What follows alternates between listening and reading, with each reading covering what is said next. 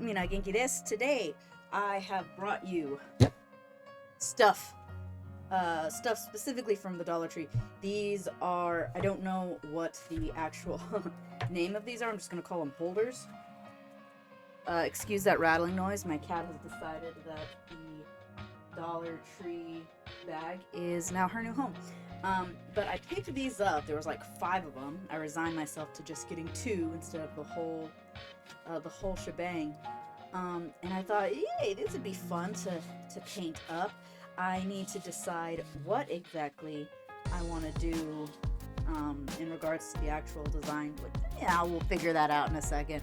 I just thought these were neat and decided to invite you along my journey to paint them up into something a little more my style. This is just a little too simplistic for me. So let's get these guys prepped and ready to go. So, after deciding which one of these I want to work with today, I pick my little guy and begin disassembling it, unscrewing the bottom, removing the separators, and the price sticker at the back there. Then I grab my isopropyl alcohol and I give it a good wipe down. It wasn't particularly dirty when I picked it up, but who knows how long it's been sitting there, and people touch things and they don't wash their hands and they let their children sneeze in their hands and then touch other things, so I figured better safe than sorry.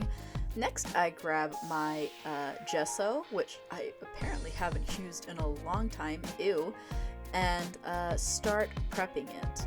For those that may not know, gesso is actually not a paint, it's a much thicker formula that is used to help stuff not sink into or get absorbed into certain materials such as wood. This wood is already painted though, so I don't think it was an issue, but I wanted to be on the safe side anyway. Halfway through, not halfway through, but I decided after starting to go ahead and tape off the light brown areas. I decided I didn't really want to get that part painted. I wanted to kind of keep the wood imagery on there. Same with the top. I wasn't sure if I wanted to paint the top or not, but I wanted to make sure I got as little on the inside as possible. I am a messy painter, a messy person, and a perfectionist in thought, but not in action. So it'll take me 1,000 years to start something because I'm so afraid that it's not going to come out right, and then once I actually start working on it, it'll I won't care about the little missed details or opportunities. I don't know why. I have some problems. But I cover the all 4 sides, or 5 if you include the top, and then I set it aside and just wait for it to dry.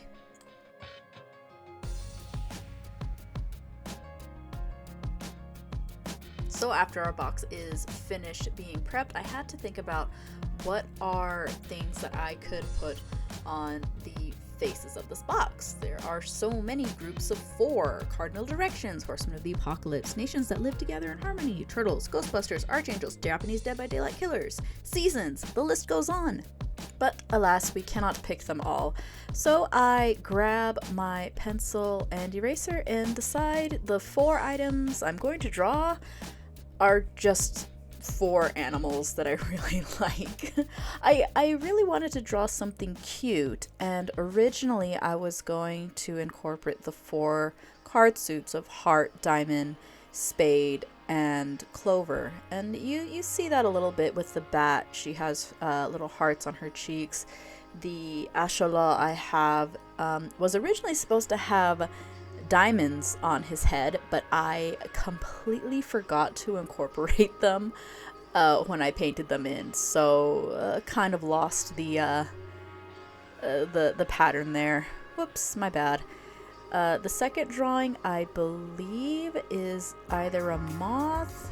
Yep, it was a moth. It took me forever to figure out how to do the body for this little guy. I only gave them 4 legs instead of 6. It's an artistic choice. I have my reasons. You can see the clovers on the wings there. And finally, I added a baby seal who was supposed to represent the spades in her face and in her chest. So here are the paints, the palette, and the mixing white that I decided to use. This was all, I did not plan the colors. I just decided to throw them together, and for whatever reason I decided to go with blue and pink, mixing them in with the white. I got this kind of cotton candy color, and it was just a little bit too light for what I wanted, so I added a little more paint to try and darken it up a bit. Once I get the colors that I'm looking for, more or less, I grab the pink and I begin outlining our baby bat. I have no idea why I decided on pink and baby blue for this. I just wanted something kind of light and pastel because these are supposed to be not necessarily baby animals, but just very cute, bug-eyed, big-eyed creatures. And I just wanted to kind of keep that flow, keep that aesthetic, I guess. It's not my normal way to go, but I do like cute things, and drawing stuff with big eyes is a hobby of mine. We continue the pattern using the baby blue for our little baby seal, who I'm actually pretty happy with, even though he was the hardest to get drawn in. The Ashawate also gets the blue color for his background. Ashawates are it's just one of my favorite little creatures. I love them so much. And then finally we finish off with pink for our little moth, who came out bigger than I planned, but I think our mouth looks good. I like the way it came out. And while those are being set aside to dry, I decide to use the remainder of my paint to paint the panels in the for the inside pink and blue, which kind of probably wasn't really a good idea because I ended up having to make more paint for it anyway, but that's fine. I did one side pink and then the other side blue, which I kind of regret. I think I should have just done one pink panel and one blue panel. That way they wouldn't have come out. It comes out very odd when you put them half and half together, but you know what, it's fine. That was just something extra I wanted to do. It doesn't even really have an effect on the final product. So now here comes the fun part. I don't often use Poscas. I'm very precious with my material because I'm such a baby about it. I end up being very careful with them and then end up not even really using them. They end up getting dried out, or they go bad or whatever. So I figured, you know what, this is as good a time as any, especially since I'm not very comfortable doing certain detailed work with the brushes here. I decided to stick with like an orange and yellow for our little bat, and to stick with the kind of soft pastel colors, I decide to outline him in a lovely little brown instead of black. Next is our little seal boy, who I decided to just color in complete gray because it's a seal. For some reason, there was one spot on here that did not want to absorb the gray Posca. No matter what size I used, it would either get scratched or rubbed off, so I spilt a little bit out and just used a brush to fill this little guy in, and then used a black marker for the outline, since the gray and the blue were a darker color, so it seemed to fit. Out of all of them, this little guy needed the most touch-ups, if you can believe it. The next one we have is our little Ashalot, and you think Ashalot and you come up with pink, because that's what they are. They're just little pink salamanders, and I happen to have a very good color for it. The issue mainly actually came from the outlining of this little guy, because his body is basically just a blob the way it is, the way that I positioned it, so I kind of had to really try to remember the position that I had him in, and it didn't come out too bad. This is where I totally forgot to add the diamonds to his head, because he was supposed to be my diamond representation, but at this point I just straight up forgot. And last but not least, we have our little moth. I had a lot of fun drawing this little guy. I don't know if I really care for the colors that I picked. They weren't exactly what I was looking for. I was kind of having trouble picking a good blue that was light enough to match with the pastel theme, and a decent enough green to match with the blue and also the pastel theme. It didn't go as well, so I regret the colors on this bug a little bit, but you know what? It's fine. It's not as bad as I guess it could have been. This was for some reason I drew the moth way bigger than my other little creatures, so it took a bit of extra time to get colored in.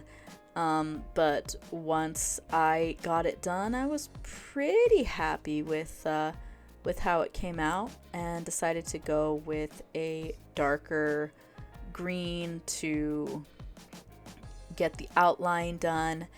The trouble I had with this one, because they all had their little problems, was getting the legs. For some reason, maybe it was because there was too many layers. I know the Posca pens go a lot better like as a single layer, but there was some issue trying to get like a single line for these stupid legs without them scratching each other off and disappearing and getting smudged. But it worked out in the end. It's fine. It's fine. This is fine. I'm totally fine. And then once the paint job is done and dried up a little bit, I remove the protective layer of tape that I put on, and I grab my glossy Mod Podge, and I'm going to use that as I guess you'd call it a varnish, or just a protection layer for my little babies. I'm pretty happy with how this all came out.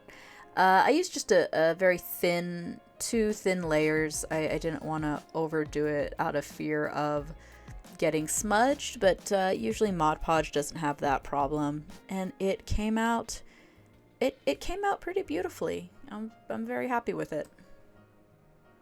And the final step here is to just reapply the spinning thing and the ball bearings, get everything screwed back in, and place the separators, and we're done.